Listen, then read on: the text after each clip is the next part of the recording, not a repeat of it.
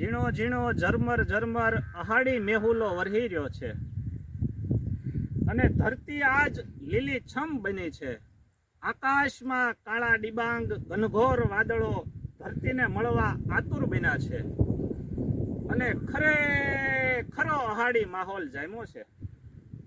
હે